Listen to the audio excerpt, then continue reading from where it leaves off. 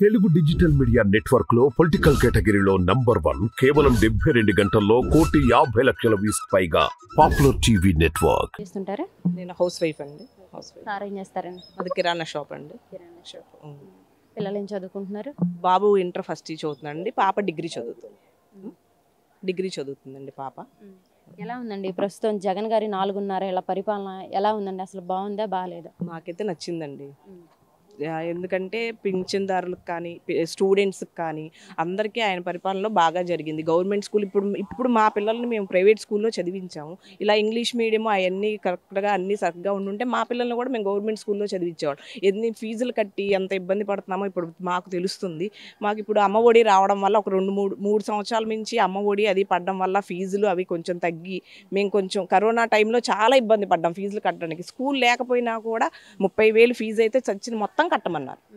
మొత్తం కట్టమంటే జగన్ గారు అంత కట్టించుకోవద్దని చెప్పి 20,000కి తగ్గించమన్నారని చెప్పి ఆ వచ్చిన అమ్మఒడి డబ్బులతో మా వాళ్ళకి 2 సంవత్సరాలు ఫీజు కట్టుకున్నాం. లేకపోతే కరోనా టైంలో మా వారికి వర్క్ లేక మేము చాలా ఇబ్బంది పడ్డాం. తర్వాత మేము షాప్ అది పెట్టుకున్నాము. షాప్కి మాకు లోన్ వచ్చింది, చేయూత లోన్ వచ్చింది, షాప్ పెట్టుకున్నాం, బాగున్నాం. ఇప్పుడు పాపకు కూడా విద్యా దీవెన పడింది పోయిన సంవత్సరం. బాగుంది పరిపాలన. ఈ పథకాలన్నీ ఇచ్చేసి జనాలను సోమరపోతులను చేస్తున్నారని అంటున్నారు కదండి. 13,000 విద్యాది అమ్మఒడి ఒక చేయూత 10,000 ఇచ్చినంత మాత్రాన ఖాళీగా ఇంట్లో కూర్చోలేదు కదండి. మా వారు పనికి వెళ్తున్నారు, మేము షాప్ తీసుకుంటున్నాం, చేస్తున్నాం కదా. పని చేయకుండా ఆ 10,000 కాకపోతే మాకు ఆ టైంలో ఇప్పుడు కరోనా టైంలో చాలా ఇబ్బంది పడ్డాం. ఆ 13,000 అనేవి మాకు ఒక బయట అప్పు తెచ్చుకోకుండా మాకు ఉపయోగపడినాయి. అవునా కదా? ఇప్పుడు బయట అప్పు తెచ్చుకుంటే మళ్ళీ మేము అప్పు తీర్చాలి కదా. ఇప్పుడు ఆయన ఇచ్చినవి మాకు ఉపయోగపడ్డాయి. పిల్లల ఫీజులకే బుక్స్కే కానీ దేనికైనా ఉపయోగపడ్డాయి కదా. ఇప్పుడు అమ్మఒడి వేస్తున్నారు కదా అని, లేకపోతే విద్యాదీవెన వస్తుందనో పింఛన్ తీసుకునే వాళ్ళు ఉన్నారు.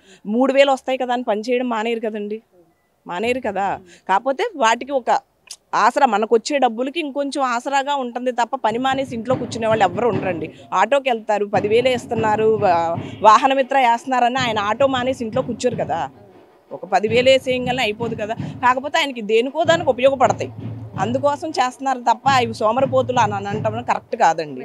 గత ప్రభుత్వంతో పోల్చుకుంటే అసలు ఈ ప్రభుత్వం ఎలా పనిచేస్తుందండి? గత ప్రభుత్వంలో ఇలాంటి పథకాలన్నీ ఉన్నాయా? మీకు అసలు ఎలాంటి మేలు జరిగిందండి? మా నాన్నగారే ఉన్నారండి. మా నాన్నగారికి 60 సంవత్సరాలు వచ్చి పోయినసారి చంద్రబాబు నాయుడు గారు ఫస్ట్ విభజిత ఆంధ్రప్రదేశ్లో ముఖ్యమంత్రి అయినప్పుడు మా నాన్నగారికి 62 ఇయర్స్ ఉంటే 3 సంవత్సరాలు నేనే తాలూకా చుట్టూ తిరిగాను పెన్షన్ కోసం. 3 సంవత్సరాలు తిరిగినా కూడా పెన్షన్ రాయలేదు. టీడీపీ ప్రభుత్వంలో నేనే తిరిగాను. ఎందుకంటే మా నాన్నగారికి ఒక్కదాన్నే కూతురు. నేనే తిరిగాను, తాలూకా చుట్టూ తిరిగి ఎన్నిసార్లు అప్లై చేసినా కూడా ఏదో ఒక వంక చెప్పి రిజెక్ట్ చేశారు తప్ప ఆయనకి పింఛన్ రాలేదు. జగన్ గారి ప్రభుత్వం రాగానే వాలంటీరు 4వ నెలలోనే వచ్చి అప్లికేషన్ పెట్టుకుని నెక్స్ట్ మంత్ నుంచి స్టిల్ ఇప్పటి వరకు పింఛన్ వస్తుంది మా నాన్నగారికి. అలాగే 1 ఎకరం పొలం ఉంటే మా నాన్నగారికి రైతు భరోసా పడుతుంది. మరి ఆయన అలా పింఛన్ ఇచ్చారు కదా అని, రైతు భరోసా వేస్తున్నారు కదా అని ఆయన ఖాళీగా కూర్చోలేదండి. ఆయన చిన్న షాప్ నడుపుకుంటున్నారు. మా అమ్మగారికి అదే షాప్ ఉన్నందుకు చేదోడు వేశారు, 10,000 తీసుకున్నారు, కట్టారు. అంత మాత్రం వాళ్ళు ఖాళీగా కూర్చోలేదు కదా. జగన్ గారు వేసేస్తారు 3,000 అని చెప్పి ఖాళీగా ఇంట్లో ఏం కూర్చోలేదండి సోమరపోతులాగా. వాళ్ళు స్టిల్ ఇప్పటి కూడా 60 ఇయర్స్ ఉన్నా కూడా వాళ్ళు పని చేసుకుంటున్నారు. మరి చంద్రబాబు నాయుడు గారి ప్రభుత్వంలో కూడా అనేకమంది పథకాలు ఇచ్చాము ఆడవాళ్ళకి అని చెప్పేసి అంటున్నారు. మీకు ఏమి వచ్చినాయండి? పేరు చెప్ప నాకైతే ఏమీ రాలేదండి. నేను ఇల్లు కోసం కూడా తిరిగాను. ఇల్లు కోసం నేను బోండమ్మ మగర్ ఆఫీస్ చుట్టూ కూడా ఎన్నిసార్లు తిరిగాము. 3 సార్లు పెట్టినా 3 సార్లు రిజెక్ట్ చేశారు. రీజన్ చెప్పలేదు. ఫలానా ఇగో మీకు ఇల్లు ఉందనో లేకపోతే వేరే రీజన్ వల్ల మీకు రిజెక్ట్ చేస్తున్నామన్న రీజన్ కూడా మాకు చెప్పలేదు. మరి చెప్పాలి కదా రీజన్. ఇప్పుడు వచ్చింది, స్థలం వచ్చింది, మాకు వచ్చింది. మరి చెప్పారు మాకు లేదు, ఏమీ లేవు, మేము ప్రూఫ్లు పెట్టాము, వాలంటీర్ మాకు శాంక్షన్ చేయించారు. మరి ఆ రోజు మేము పెట్టాము, మరి మాకు ఏంటనేది రీజన్ కూడా చెప్పలేదు. పోనీ అలానే టిక్టో ఇల్లు మాతో పాటు మా కాలనీలో నాతో పాటు చాలా మంది పెట్టారు, డబ్బులు కట్టించుకున్నారు, కానీ ఇంతవరకు ఎవరికి ఇల్లు శాంక్షన్ చేయాలి. టీడీపీ ప్రభుత్వంలో డబుల్ బెడ్రూమ్ అని, సింగిల్ బెడ్రూమ్ అని 50,000, 25,000 అలా అమౌంట్లు కట్టించుకుని ఉన్నారు. మరి ఎవరికి ఇల్లు రాలేదు. నేను డ్వాక్రా గ్రూప్లో ప్రెసిడెంట్ని. మా గ్రూప్లోనే 4-5 మెంబర్స్ 50,000 కట్టిన వాళ్ళు ఉన్నారు. డ్వాక్రాలో నుంచి లోన్ తీసుకునే కట్టారు పాపం టిట్కో ఇళ్ళకి. ఇంతవరకు వాళ్ళకి ఇల్లు రాలేదు. ఇప్పుడు మొన్న దాంట్లో ఒక 2-3 రిజెక్ట్ చేసుకొని మాకు టిట్కో ఇల్లు వద్దు, స్థలం కావాలని అంటే పెట్టుకున్న 2 నెలల్లో మరి స్థలం కేటాయించారు. మా గ్రూప్లో నుంచే 35,000 లోన్ తీసుకొని వాళ్ళు ఇల్లు కట్టుకున్నారు. నున్నలోనే కట్టారు 3. స్లాబ్ వరకు కూడా వచ్చింది వాళ్ళకి. మరి డ్వాక్రా తరపు నుంచి 35,000 రుణం కూడా ఇప్పించారు కదా జగన్ గారు. మరి అవి చేయలేదు కదా. మరి టిట్కో ఇళ్ళకి వీళ్ళ నుంచి 50,000 కట్టించుకున్నారు. కనీసం మరి కట్టాము చేసాము అని అన్నారు కానీ ఎక్కడ ఏంటని శాంక్షన్ చేయలేదు, ఏమీ చేయలేదు. ఇప్పుడు దాంట్లో ఇద్దరికి ఇంకా రాలేదు పాపం. వాళ్ళు అయ్యో మేము ఆ రోజు క్యాన్సిల్ చేసుకొని స్థలానికి పెట్టుకుంటే బాగుండని ఇప్పుడు ఫీల్ అవుతున్నారు. వేరే వాళ్ళు ముగ్గురు క్యాన్సిల్ చేసుకొని స్థలం పెట్టుకున్నారు, చక్కగా వాళ్ళకి ఇప్పుడు ఇల్లు కట్టించిచ్చారు కూడా, కట్టించిచ్చారు వాళ్ళు. ఈ వాలంటరీ వ్యవస్థ వచ్చేసరికల్లా ఇంటింటికి తిరిగి ఈ పెన్షన్లు ఇస్తూ ఇవన్నీ ఇస్తూ జగన్కి ఓటు వేయమని చెప్తున్నారని అంటున్నారు. అది ఎంతవరకు చెప్పలేదండి.